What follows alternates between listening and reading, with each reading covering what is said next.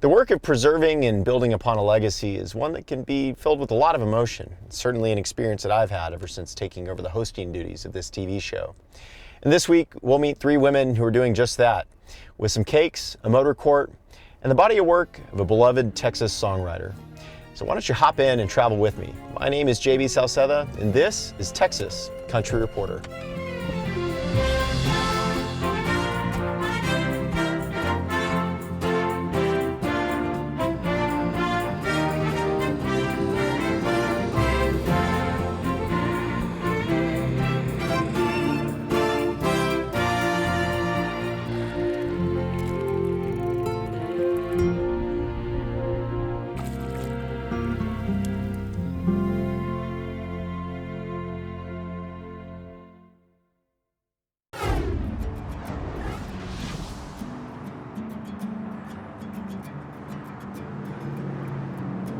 They get their baby shower from us, they get their birthday cakes from us, their debut cakes from us, then we start making their wedding cakes, and then their babies, birthday cakes and stuff like that. And that's really fun. When you've been in business as long as Lucy's Cakes, you become not just a fixture of the community, but a very real part of people's lives. Beverly's family has been baking cakes to commemorate celebrations and milestones in San Antonio for quite a long time. I've been here for 50 years. I started in 1974 until present day.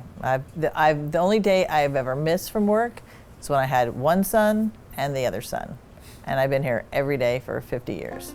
Beverly has been at Lucy's from day one, but it's her mother, the business's namesake, who started baking cakes well before the shop was ever imagined. I grew up with a family that baked cakes. My grandma made cakes and donuts and pies and stuff, and then I had 2 aunts that made cookies and pies and cakes. My mom didn't bake, so if I wanted something, I had to make it. So I made it myself. What began as a hobby for Lucy eventually turned into a more than full-time pursuit. So when it started, it's like I was 10, and my mom worked at Lackland. And so when she would come home, she'd have to make her cakes and her icing and everything like that. And I just saw how much stress it was on her. And my father was away in the Air Force with TDY. So I started making all her icing and baking her cakes for her. So when she came home, she had, half of it done. Beverly started working full-time at the shop after high school and hasn't looked back.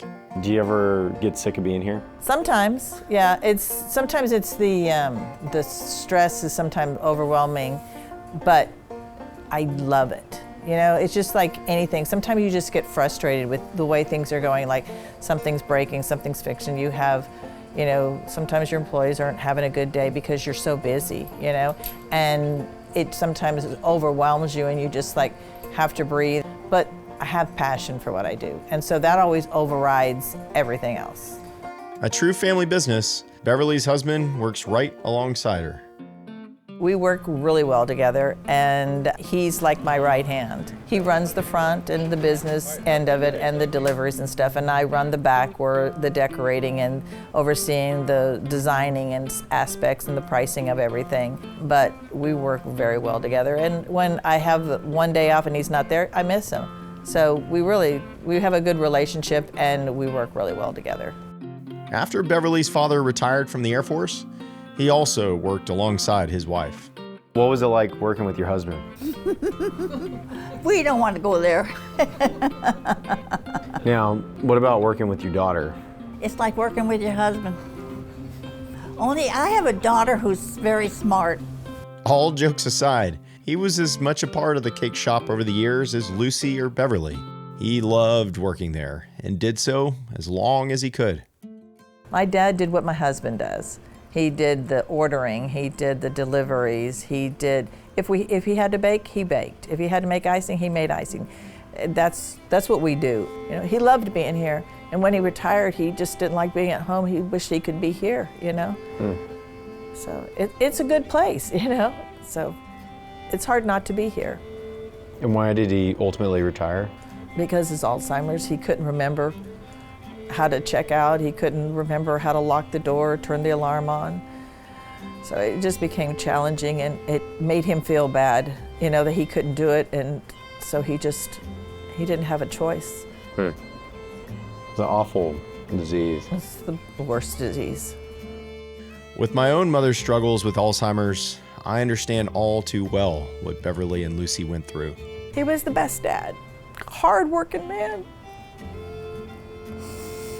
There's never anybody I ever have met that's been such a hard worker, and I think that's where I get it from. I'm a lot like my father, and he was so dedicated, and he was a good man. And whenever people come in, I have a little sign up there that, you know, that we lost him, and when people see it, they all say such nice things about him. What do you hope for the next 5 years? Not necessarily 50, just the next 5. For the next 5, I just hope we keep plowing along and, keep everyone happy and celebrating everyone's birthday and anniversaries and baby showers. Still think of Lucy's as your first choice. And the last question, is cake good for you? Heck yeah. It makes you happy. Yeah, a little sweetness, yeah.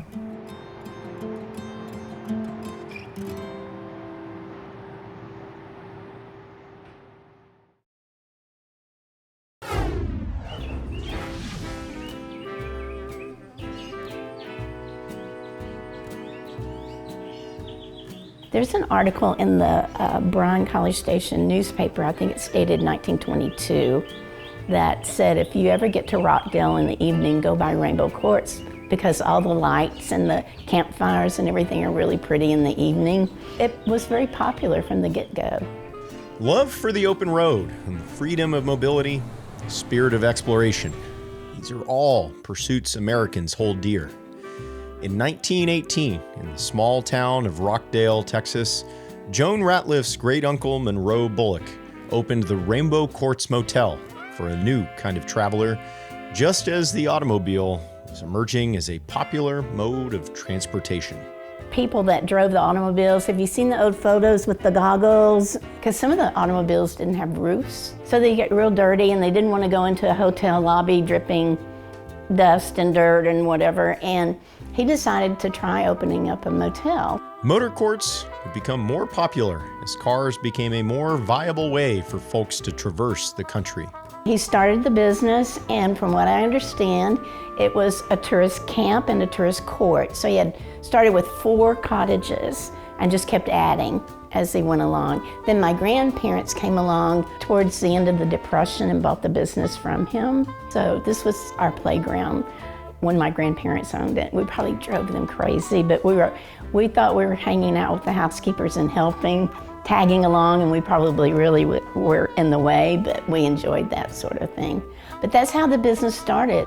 After Joan's grandparents ran the motel for years, her parents took over. Finally, after careers of their own, Joan and her husband came back to Rockdale to keep the family legacy going. They determined that this is the oldest motel in Texas, especially one that's been in continuous operation. We never closed. When an establishment is around as long as Rainbow Courts, it sees the changes that come through town. Flipping through the pages of the old Rainbow Courts registries, you can see the evolution of the town through the decades. I have an old registration book that's is in the 30s and 40s. It's really kind of a history book, because when the war effort started, World War II, you'll see Captain so-and-so, Lieutenant so-and-so signing in. In the years after the war, the names in the registry changed from soldiers to executives in the Alcoa aluminum smelting plant that employed much of the town. Now, the motel hosts weddings, family reunions, and Aggie football fans. Are there any famous people that stayed here over the years? Do you know who Bob Wills is? Of course. Of course we do. Of course we do. Yes, Still he the stayed king. here. He paid for his room with a record album. No kidding. I'm not kidding. My grandmother was checking him in. He said, I don't have any money. I'm a musician, but I'll pay for my room with this record album. She didn't even have a record player, but she accepted it. They were very generous people. In one registry book, Joan even has the signature of American playwright Tennessee Williams, who stopped by Rockdale in 1940, probably on his way back from his first visit to Mexico, which would go on to inspire his play, The Night of the Iguana. The feedback that we get from our guests, 99% of the time they'll say, it feels like home. It's very comforting. And they love sitting out in the central lawn area, and we have quite a large lawn area. I mean, that was my reaction. I was like, I want to come out here just so I can sit out there. You know, it just felt like a very relaxing place to be. In a time of bland, generic corporate hotels, Rainbow Courts remains the refreshing oasis just off Highway 77 it's been for more than 100 years. Joan's family has been a part of that story this whole time. But after all these years, Joan and her husband have decided they're ready to retire. When you do finally find that right seller and move on, how are you going to feel? It was a really emotional decision in a way for me to make, to just put it on the market. I think it's going to be difficult. I mean, this is a huge part of my family history. I think it's going to be difficult when it actually happens emotionally. But I'm ready. I mean, I made the decision, and once I make a decision like that, I'm kind of, yeah, I'm good.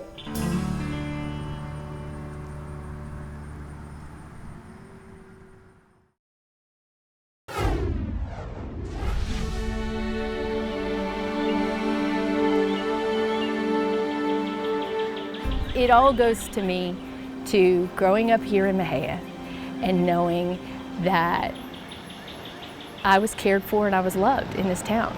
I mean, everybody wants to be from somewhere. You know, everybody wants to feel like their life matters or they have a purpose in life. And I always tell my husband, like, every time I hit that city limit sign, I feel good. Because I know who I am when I'm here.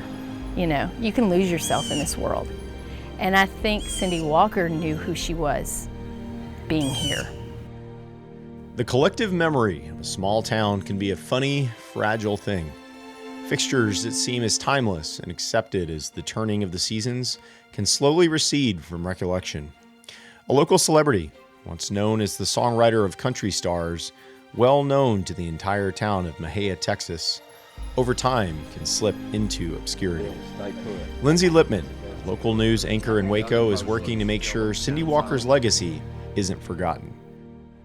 What's your connection to this? I grew up in the 80s and 90s here in Mexia, and then left town to become a journalist. And so we all knew who Cindy was, but we let her do her thing. People in Mexia didn't really bother her. This town took such good care of my family, of my single mom, my brother and I. And so when I realized something needed to be done that would pour back into the town of Mexia, I felt like I was at the right place at the right time to do the work. And it means so much to me because this town means so much to me. And so that's where my motivation comes from. I never knew Cindy Walker. I feel like I know her now. I can't really call Cindy Walker an unsung hero because the words she penned, the melodies she crafted have all been sung for decades. You Don't Know Me, It's All Your Fault, Dream Baby. The songs she wrote rose to the top of the charts with versions by legends like Willie Nelson, Ray Charles, Bob Wills, and Roy Orbison, just to name a few. But the domain of a songwriter tends to be behind the scenes. I think her entire catalog is an Easter egg because you're like, Cindy Walker wrote that?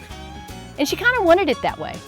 She didn't want to be the star. She wanted the music to be the star, the song to be the star. What Cindy Walker did was not being done by anyone at the time. I like to call her the ace behind the kings.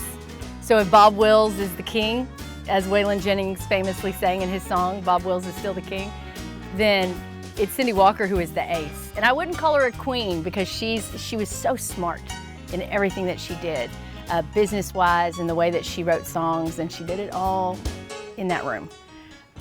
And this is the journey that Cindy Walker would make every morning with her cup of coffee to write songs. When Cindy Walker wasn't pitching her songs to the stars in Hollywood and Nashville, she was busy writing music every morning in that little house in Mexia she shared with her mother. It was all about her music to her. She didn't care about being famous. And she even, at one point, one of the residents here in Mexia wanted signs out at the edge of town that said, "Home of Cindy Walker," and she was like, no, no, no, don't do that. She was a female trailblazing songwriter, but she would say, no, no, no, songwriter. She didn't think about the fact that she was a woman. She just knew that she did this thing well. songwriting. And it didn't matter if she was a man or a woman because folks were going to come to her because she could write a hit song. Where we're sitting, Gene Autry would come to visit her, Bob Wills, Willie Nelson, Ernest Tubb. They would pull their tour buses right out front and come in and talk to Cindy and see if she had any songs for them. No kidding. This is really cool. We were able to find her Rolodex. Oh my God. And it is a who's who, if you want to read some of the names, but you know, Yeah. Ray Charles is in there, Willie Nelson is in there, Gene Autry is in there, and she would call all of these people directly. Oh my God.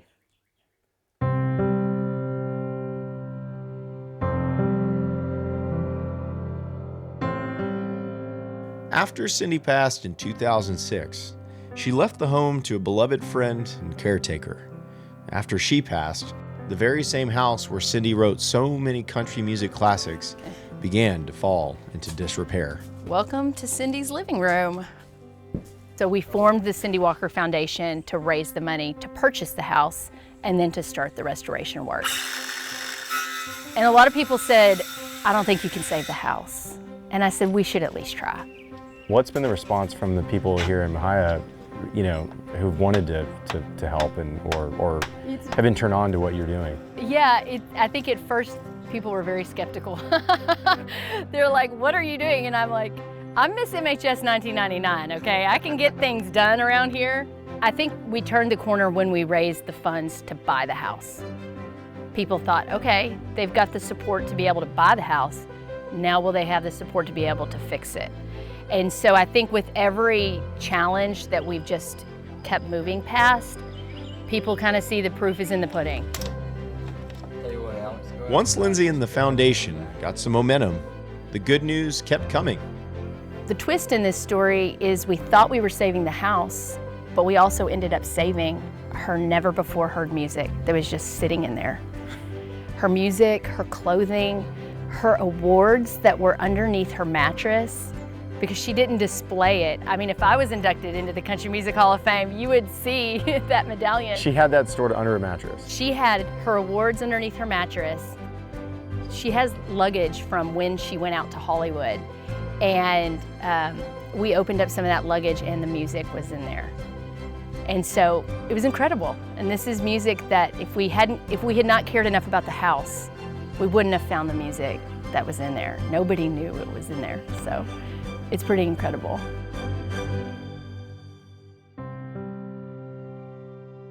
Through Lindsay's journey to save Cindy Walker's house and preserve her legacy, Lindsay has become close with some of Cindy's relatives, making the discovery of the preserved songs all the more powerful. We were in Nashville with Lindsay and the rest of the crew, and they had just gotten back the tapes that we'd found in the house. And so Mike says, I want to play one of these for you. And he starts playing this song with Cindy singing, and it was pretty moving. I mean, we hadn't heard her voice in a long time. I know. It was, I know you kind of got teared up, but it was like, okay, that's Cindy singing. And you immediately could see her and see her guitar, and it was, and then we heard some of the others, but that first song was, I know, because we hadn't heard her voice No, it in was- many years. Lindsay has done so much to make sure Cindy Walker's legacy lives on, but there's still work to do. She has a vision for the future, even as she honors the past.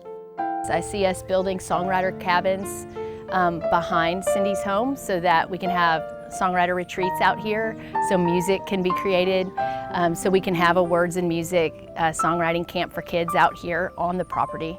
That's what I see, a place that the community is able to use and where music can fill it again.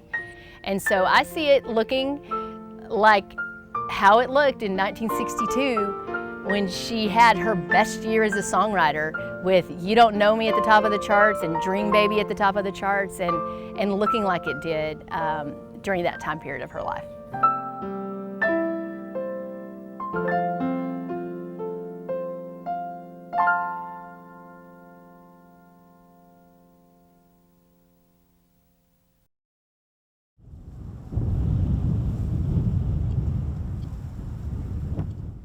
Today's story has really resonated with me in large part because of how important it's been to me to preserve the legacy of Texas Country Reporter.